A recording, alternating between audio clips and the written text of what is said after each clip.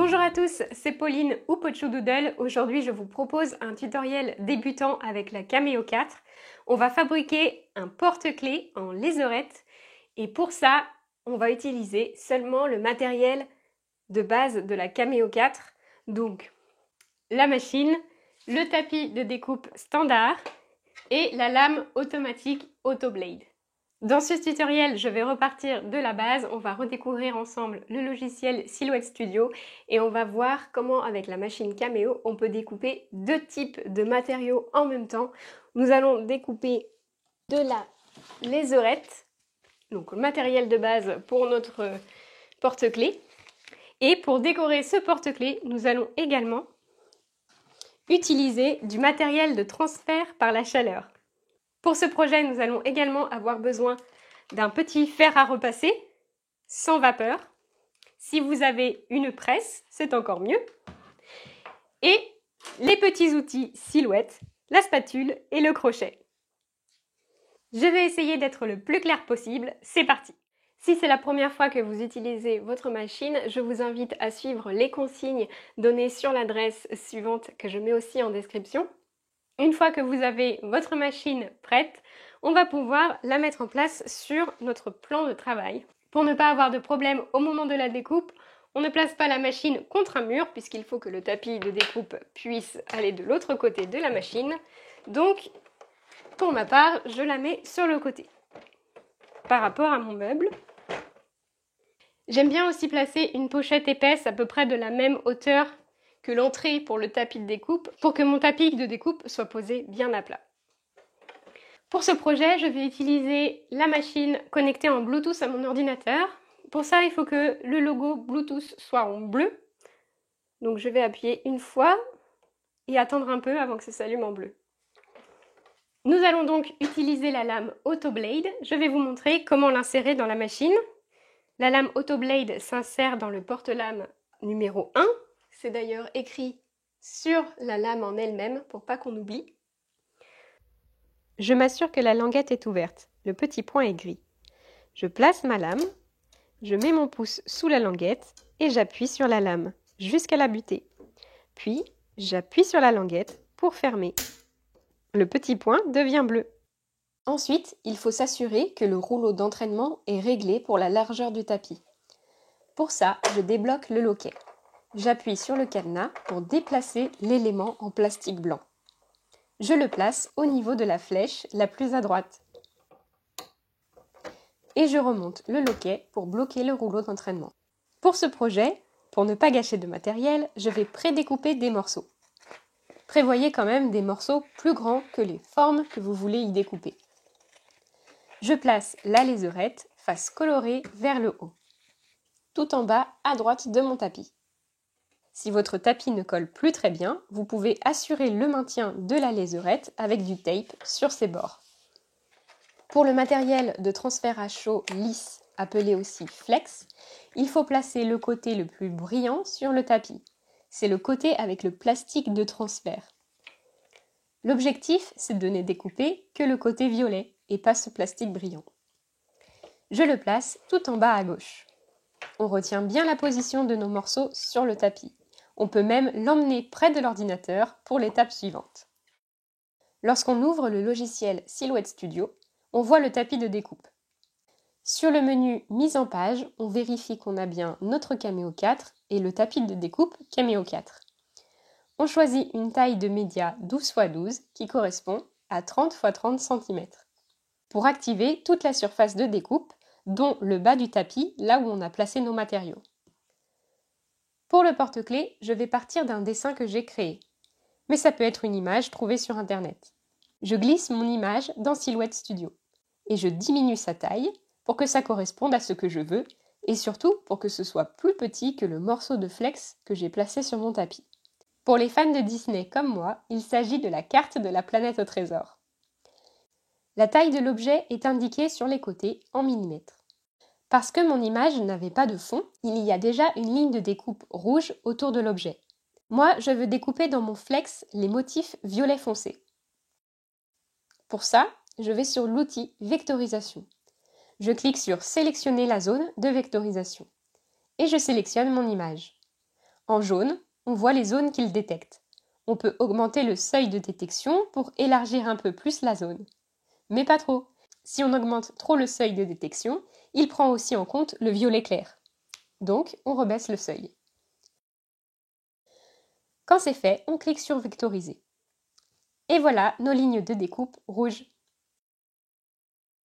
On peut déplacer l'image de la carte tout à droite pour créer la forme de notre porte-clés dans la lézerette. Voilà ce que je veux obtenir. 2 cercles pour faire un porte-clés recto-verso, reliés par une bande pour faire l'accroche.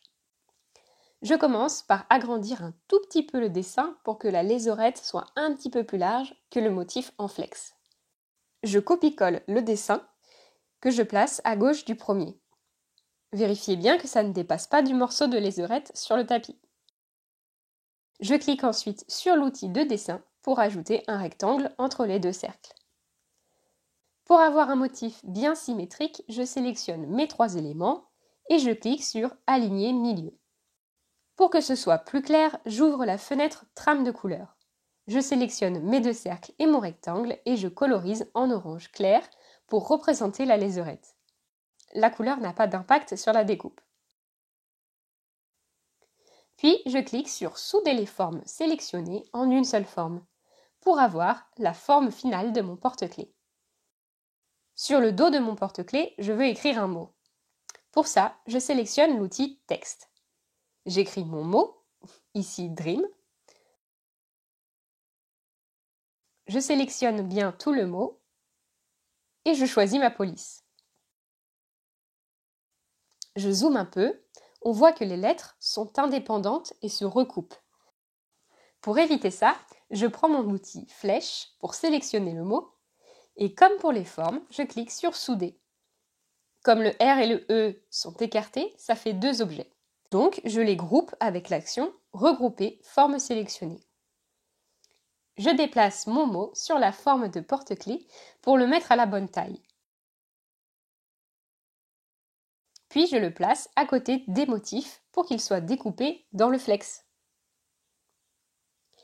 Là encore, on vérifie qu'il est bien placé au bon niveau par rapport à notre morceau de flex. Comme il faut placer le flex à l'envers sur le tapis de découpe, il faut penser à mettre notre écriture en miroir. L'orientation de mes motifs pour la carte de la planète au trésor n'a pas d'importance, mais pour le mot, c'est important.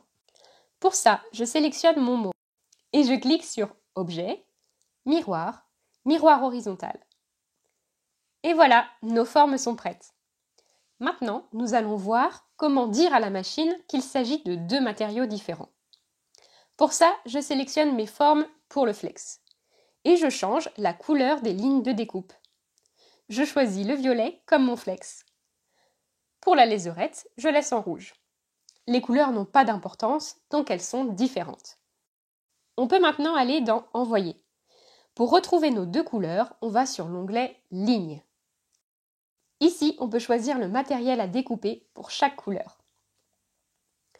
Pour le violet, je choisis le transfert à chaud lisse. Je vérifie que c'est bien l'action Découper avec l'outil Autolame. Et je laisse les paramètres par défaut, sauf la vitesse que je décide de réduire parce que je vais découper des petits motifs assez complexes. Pour le rouge, je choisis le simili-cuir qui correspond à la lézerette.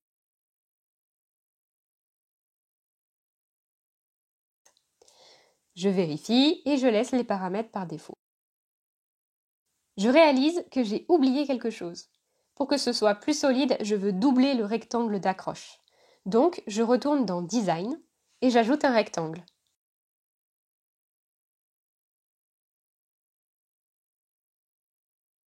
Je vérifie sa largeur par rapport à notre accroche.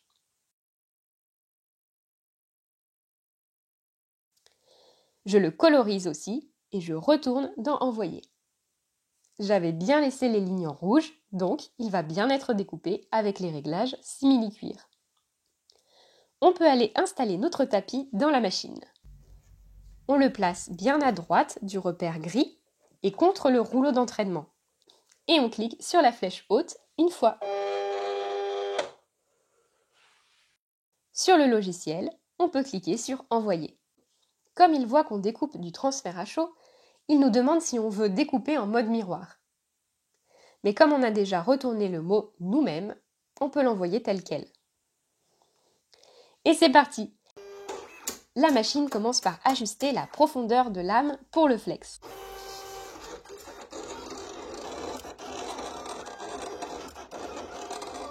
Une fois la découpe flex terminée, elle ajuste pour le simili-cuir.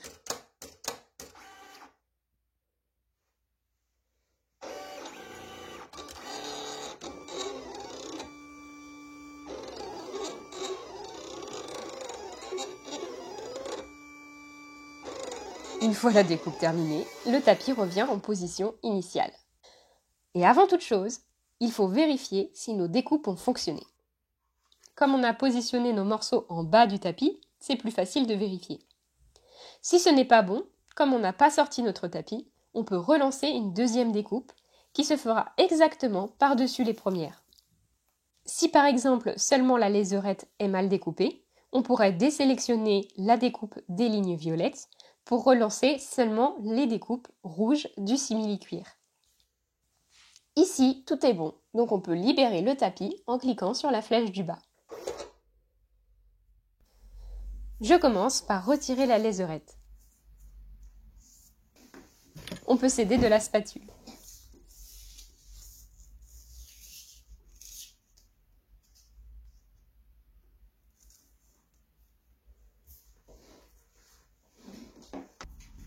Pour le flex, on peut s'aider des reflets de lumière pour voir nos découpes. Je préfère laisser mon morceau sur le tapis pour écheniller. Pour ça, je place la protection de tapis pour que mon bras ne s'y colle pas. Et j'utilise le crochet silhouette. J'imagine que vous pouvez utiliser une pince, mais ce sera moins facile. Je retire tous les morceaux entre le motif que je veux transférer. C'est une étape un peu fastidieuse. On aimerait bien pouvoir l'accélérer comme la vidéo.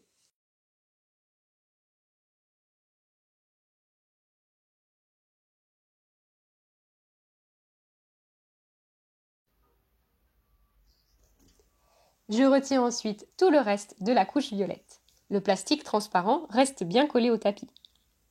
Et on voit mon mot qui s'est bien découpé lui aussi. Il y a un petit morceau ici, mais il est sous mon plastique. C'est un reste de mes essais précédents. Je termine d'écheniller à l'intérieur des lettres.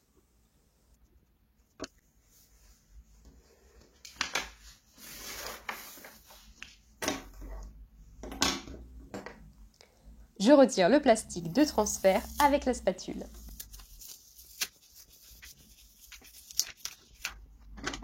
Et je coupe entre mon motif et mon mot pour les rendre indépendants.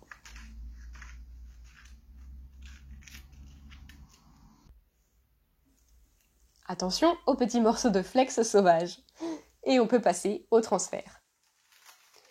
Pour ça, je mets mon fer à repasser à chauffer et je me place sur une surface dure, qui ne craint pas le chaud. Je plie un morceau de papier cuisson en deux.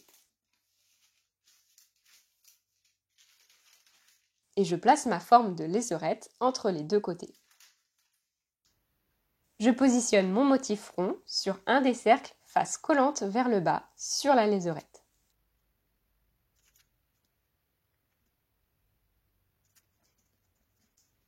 Je place ensuite mon dream sur l'autre cercle.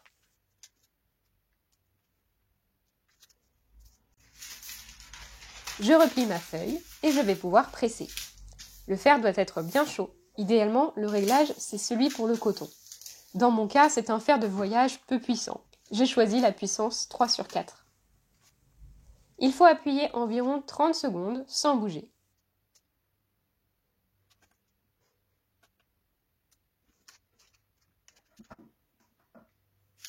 Je vérifie que le transfert s'est bien fait.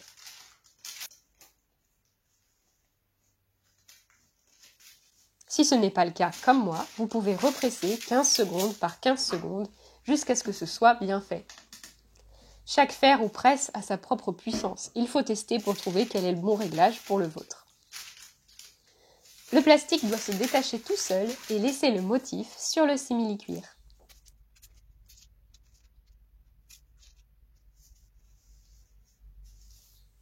C'est nickel, on peut passer au montage.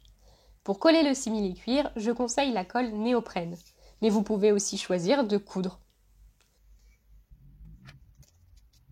Je commence par coller ma doublure centrale, puis je mets de la colle sur un des deux cercles, bien jusqu'au bord.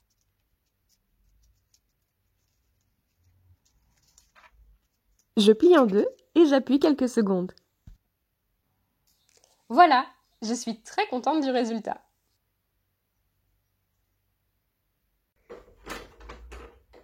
À la fin de votre projet, pensez à fermer votre caméo, à l'éteindre et à la débrancher.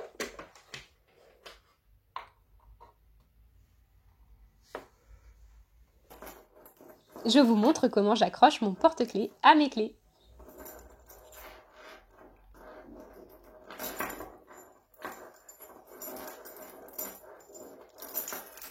Super, il va rester là.